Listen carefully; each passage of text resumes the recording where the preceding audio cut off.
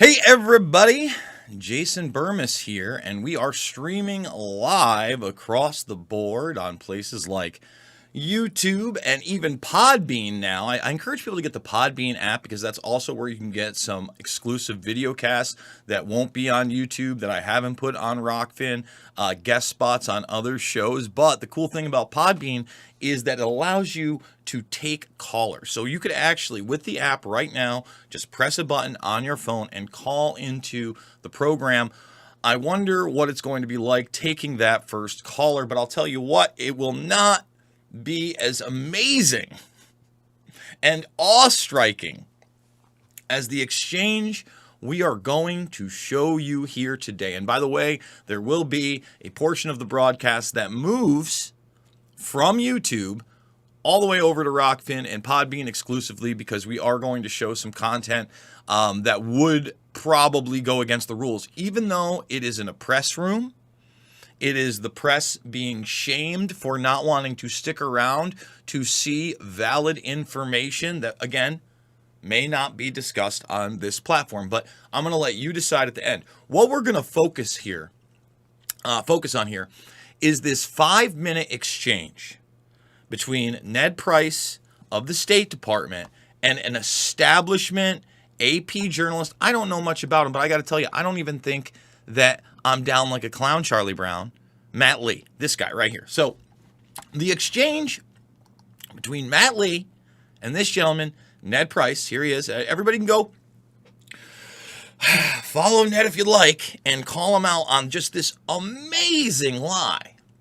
It's outstanding, really. It's a new class of Orwellianism, all right? And a lot of people are focusing on the fact that the reporter is contesting the possibility of a false flag perpetrated by Russia to try to entrench them in a military situation with the Ukraine.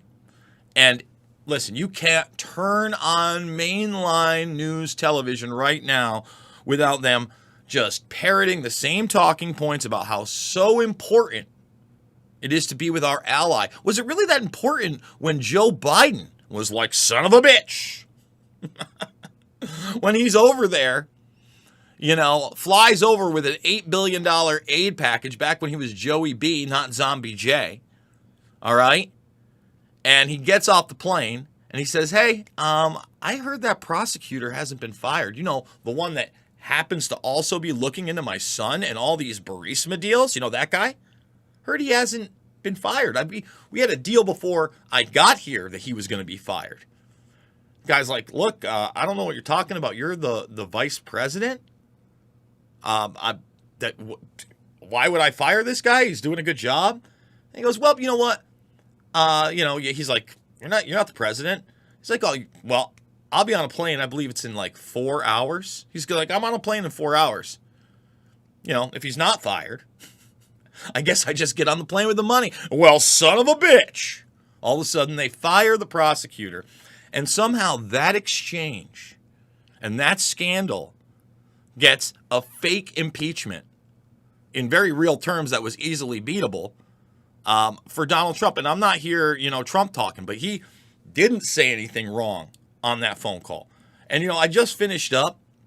This is just the bizarro world we live in. Just finished up the latest season of Curb Your Enthusiasm. I love Larry David. He's hilarious. And even the season finale that he uses the guy who they claim is the quote-unquote whistleblower, right? You can't talk about Erica Caramello Bar or any of that stuff, right? You know exactly what I'm talking about there. Can't say that name. But the guy that they put out there that transcripted the call or whatever, and he's in it, and it's funny. But I'm just thinking to myself, man, this is just so bizarro. The current guy who's not even conscious. Guys, Joe Biden spoke for, he spoke with Eric Adams, the mayor, yesterday, and he did some other speaking. He's gone. He can't talk. I told you he couldn't talk. It's hard to watch.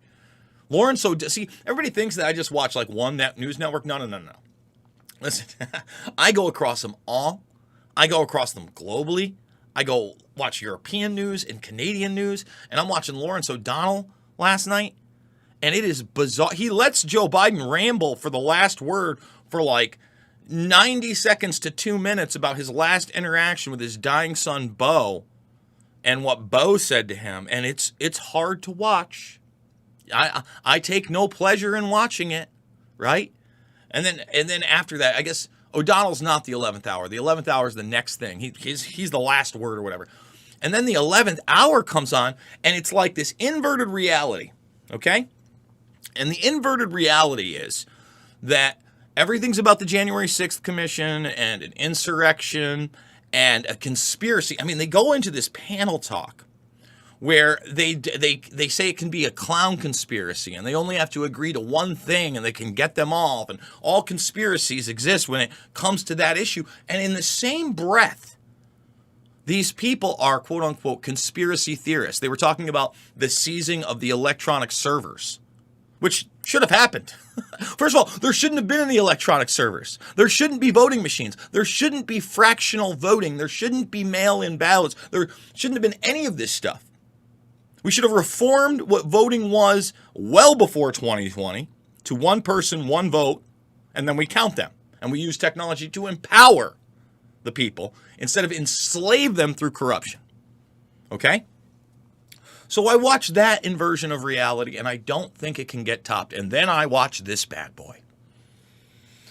And what you have is Ned Price basically saying that the evidence that there will be a false flag perpetrated by Russia is him saying that Russia may perpetrate a false flag. And this exchange back and forth is like 5 minutes, and everybody's keying in on false flags, and then this guy says Sandy Hook and Alex Jones territory. And I think to myself, wait a minute. Let's grow up and put the big boy pants on, and let's not act like false flags are not historical fact. Let's not act like I was wrong about 9/11. Okay? If there's anybody out there that's new to me and what I do, or found me through Jones and maybe hasn't looked into 9/11, I'm not wrong. Does that mean I've gotten everything right? No. Compared to what the mainstream media narrative is about 9/11 and what they fed you and what I have put out there, I am 99% plus accurate. If you want to weigh them against each other, if it's a curve, if you're in a college course, okay? So this idea that, again, the inversion of the establishment reporter, false flags don't exist, blah, blah, blah, blah, still not the most incredible thing in this exchange, okay? And again, we're playing the exchange. Get ready. Buckle up. It's coming. 5 minutes long. I'll probably rant for 15 over it. It's that incredible. But at the end of the exchange, and most people just retweet these things after watching like 90 seconds or a minute or the part that's highlighted in the quote. I wanted to watch the whole thing, okay? He says, because the guy keeps pressing him, he's like, look, I'm not happy with the content of this. You making a statement is not evidence. It's not something I can run with, all right? And he's talking about basically that they have intelligence. They just say it, and the declaration of that intelligence that they may commit a false flag is the evidence they're giving to the press. Well, I mean, it's incredible.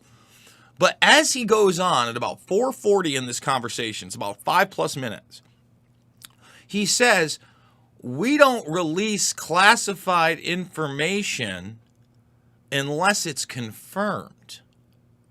So, because we don't want to put out information, I don't want to misquote him, that's false. So in other words, he's telling you that the information that they have can be as whatever they want. It could be as flimsy as they want, and then they will never declassify it because it's provably false. It's wow time, baby, when we watch this. So here's the deal. Thumbs it up, subscribe and share if you are new to the channel, if you are new to the Burmist Brigade. We've got one working strike right now. We've had the channel taken 4 times. We've been demonetized over 2 years. If I wasn't demonetized, it would be so much easier to expand. I mean, beyond easier to expand. Julian, thank you so much for the tip over at Rockfin. Nicole Faith, Daniel F., some recent tips. Catione Figueroa, thank you guys so much. I really do appreciate it. And that's one way to support me. But I got to tell you, I used to run monthly GoFundMes. I probably had this one up almost 6 months, kind of on a return, because I was kicked off unjustly without warning. Just told, I was doing a monthly, and I was trying to raise $5,000 a month. And I backed off on that because I'm not doing 3 to 8 videos a day. I'm not doing as many of the 10 to 15 minute broadcasts as I was. And what I want to do is do a 2-hour broadcast. That's what I really, really, really, really want to get to. That's the goal. Start doing a 2-hour broadcast and then maybe a couple supplemental ones and then have other people cut them up. But I can't do it without your support. So the GoFundMe is down below. Great way to support me. If you are a premium subscriber, make sure that you are subscribed to Jason Burmis. It's a little tricky at Rockfin. You may have signed up, you may be paying monthly, and you may not be endorsing me. Cool thing about this is, although most of my content, for instance, is not premium, like here, this is premium, but it's me and Allison Morrow, and guess what? You can find it over at Allison Morrow's channel for free. I try not to put anything premium that has information that I think is valid and that I want you to share. So at least go make the free account at Rockfin, because at the end, again, you're going to see a video you can't see, okay, on YouTube. So another great way, premium members, thank you so much. We're trying to expand on that platform too, and now you can also tip on the iOS app. However, my Android audience is literally twice that. Literally twice that, but, we're working on it.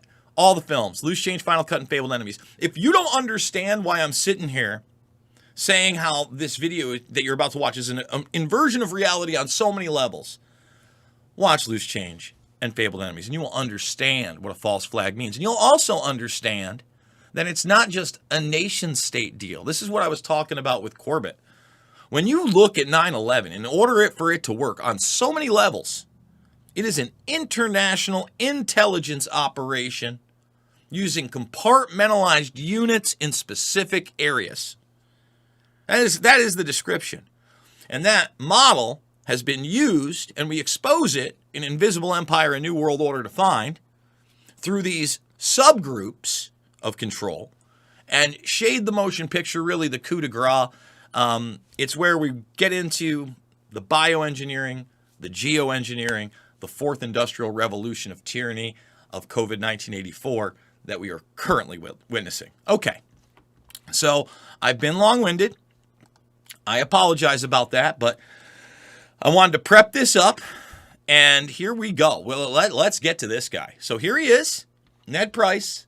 It's an incredible exchange. Thanks. Okay, well, that's quite a mouthful there. So you said actions such as these suggest otherwise. Suggest meaning that they suggest they're not interested in talks and they're going to go ahead with some kind of a... What action are you talking about? One, the actions I've just pointed to.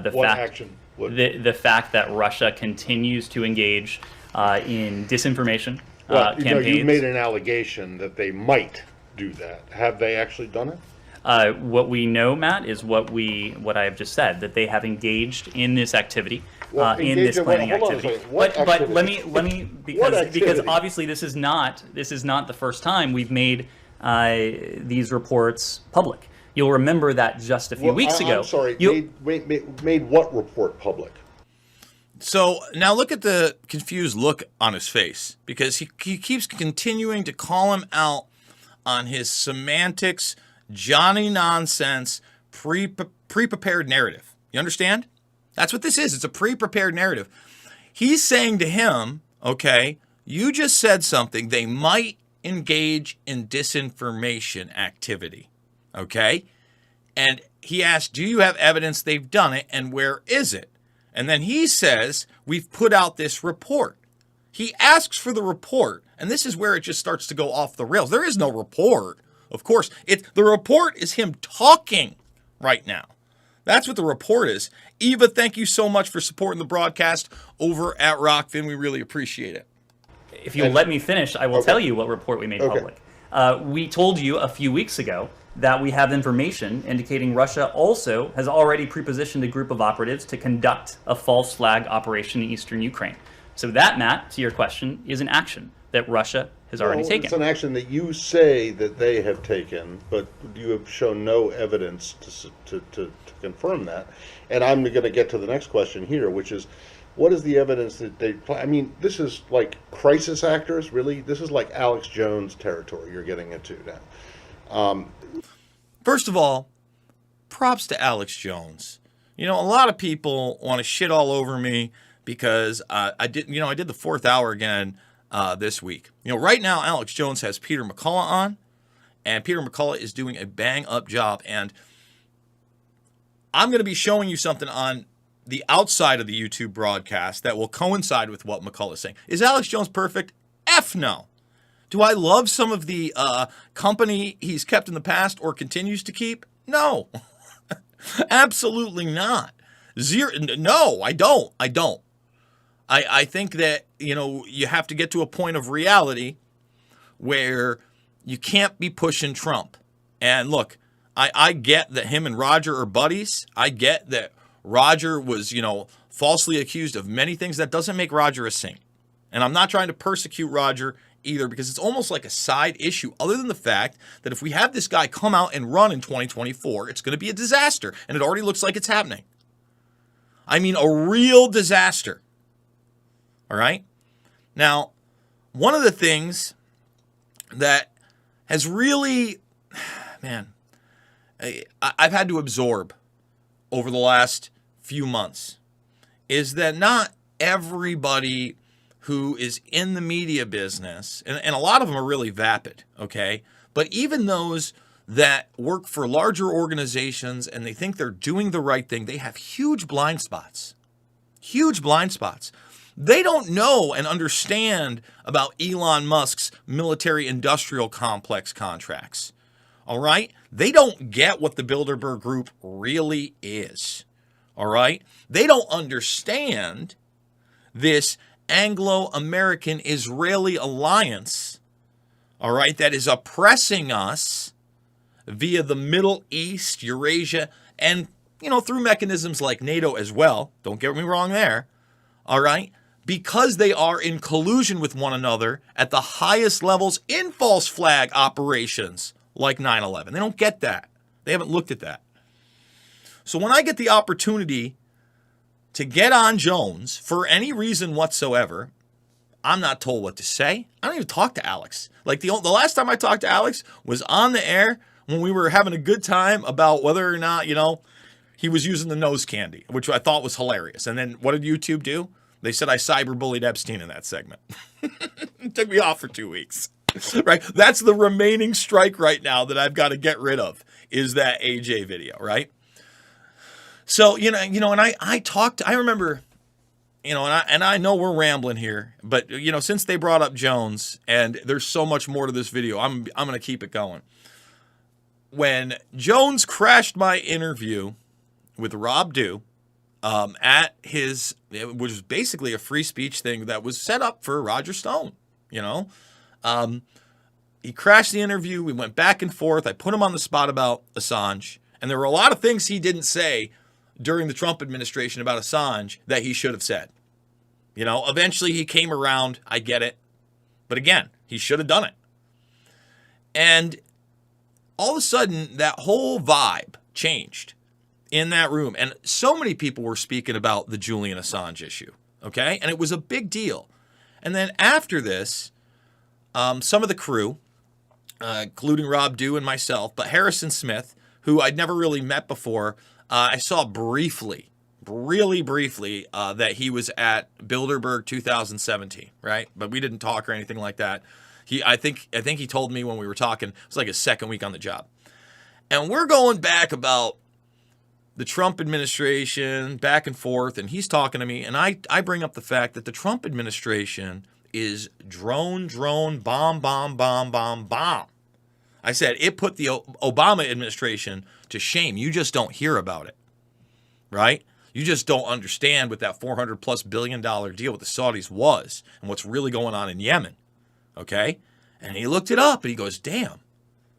And then, we had a good exchange. So I'm going to take every opportunity I can on any broadcast, on any platform, to try to get this information out, because this is happening in real time, and they are redefining the just no, right? Like, we don't care about state Supreme Court decisions about masks or mail-in ballots. We don't care. Appeal, okay? And then mandate. Appeal, and then mandate.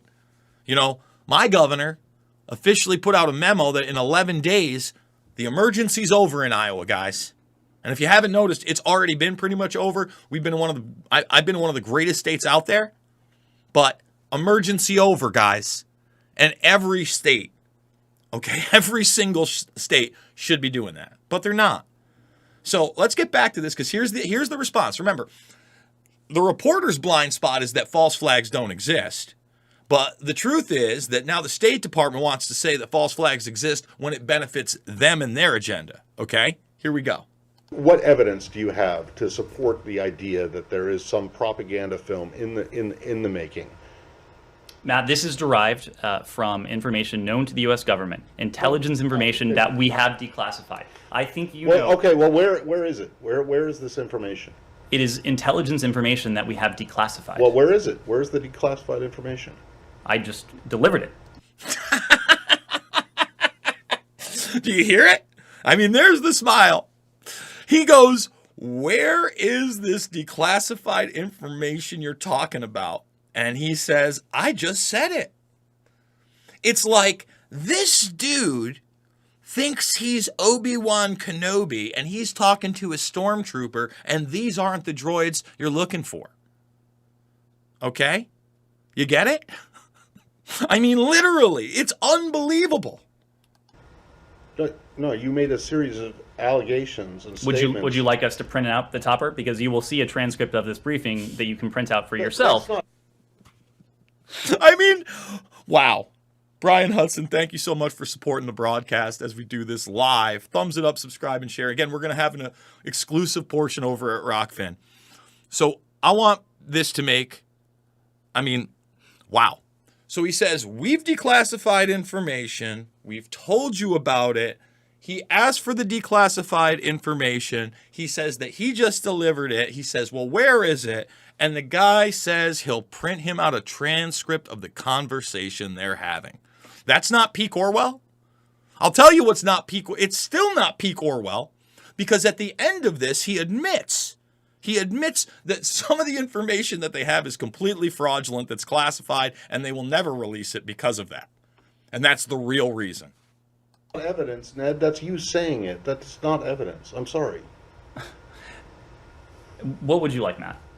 I would like to see some proof that you you can show that Matt, you have been that shows that the Russians are doing this. Ned, I've been doing this for a long time. I know, that was my point. You have been doing this for quite a while. You know that when we declassify intelligence information, right. And I we do so in a means we do so with an eye to protecting sources and methods.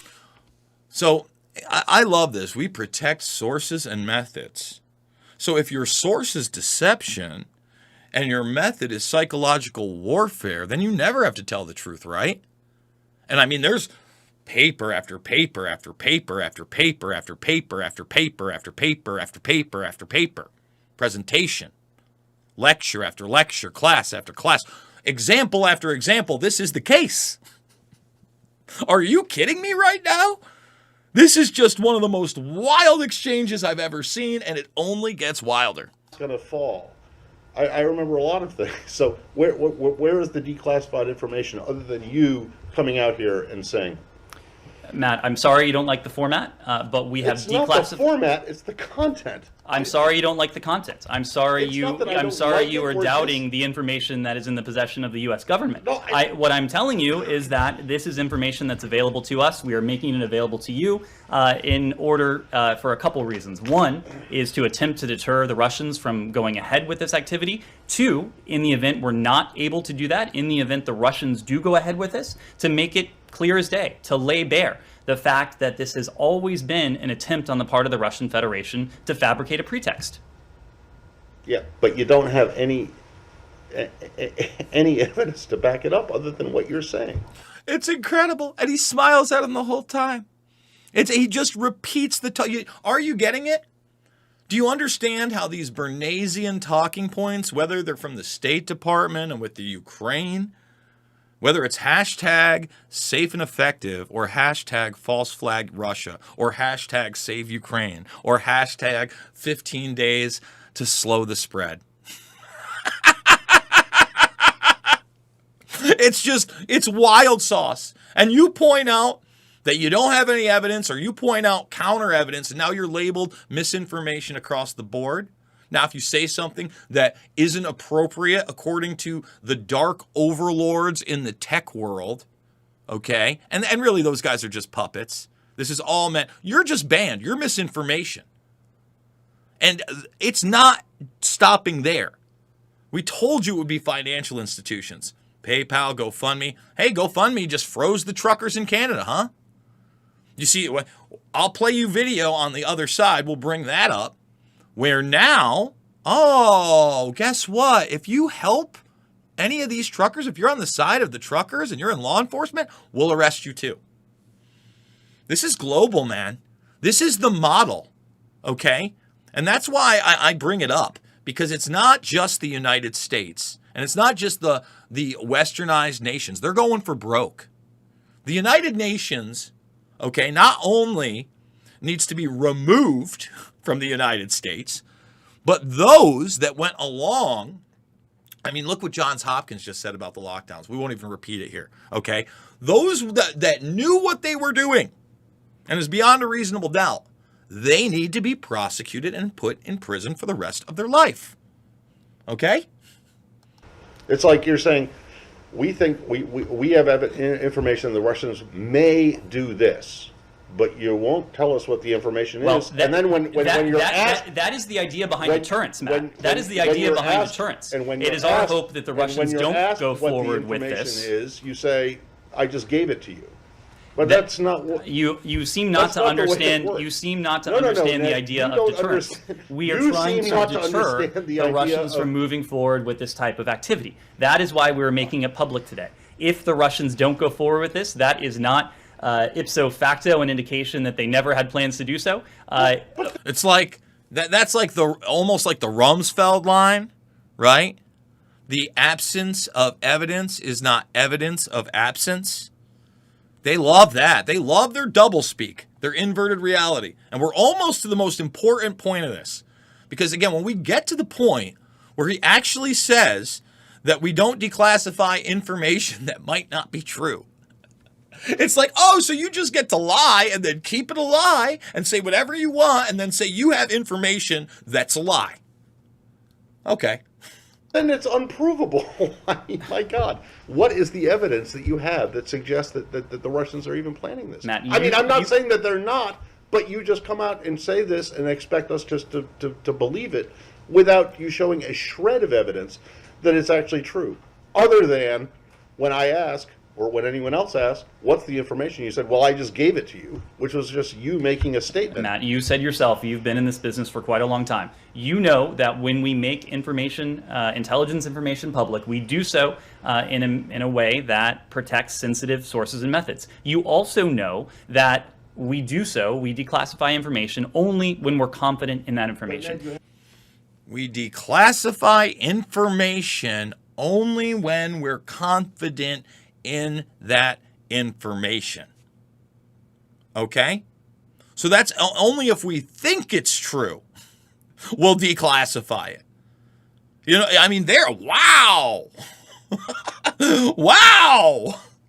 So if we think it's a lie, or we just made it up out of nowhere and we just want to say it, we just won't declassify it. If you doubt the credibility of the U.S. government, of the British government, of other governments, and want to, find solace in information that the Russians are putting out, that is for you to do. I'm not asking what the Russian government is putting out, and what John. do you mean? And that, I mean, there it is, and you just there it is. I mean, the last part of that exchange is so important to understand. So, I mean, it's right there. it's wacka-wacka-doo right in your face. right in your face. We get to lie to you, and then if we know it's a lie or we think it's a lie, okay, then we won't declassify it. How dare you call us liars? It's just wow. it's over the top wow sauce. So here's the deal, guys. There's a cool little logo behind me if you're watching on video. It is Rockfin, Rockfin, Rockfin. Right now, we're going to Rockfin. And I want to thank Simon Naylor for sending me this. We're only going to play this part of the video. Now, this is the awesome media. And by the way, that guy, he's an old school AP reporter. Okay? Even he understands how absurd it would be to try to go to war with Russia. How bad that would be. All right? And he wants some evidence. And maybe he doesn't buy into the Johnny nonsense, right? But he's definitely not great. So this is the caliber of journalists we're going to show you right here. And I don't even want to tell you what they were covering until we get over to Rockfin. So I'm going to say it to you like this. Thumbs it up, subscribe, and share. We got to get people over on that Podbean. That way you can call in. When we do Ask Me Anythings, again, Podbean's going to have all the audio broadcasts. And right now we're doing a live stream over there. They are allowing call-ins, which I think is totally awesome. We're going to figure that out somehow too. I can't wait to take your calls. I think that's really important. But we're going to bring this part of the broadcast over to Rockfin. And please make at least the free account. If you want to support me, you know how to do it. The GoFundMe and other links are down below. Share the information. And I love you, YouTube.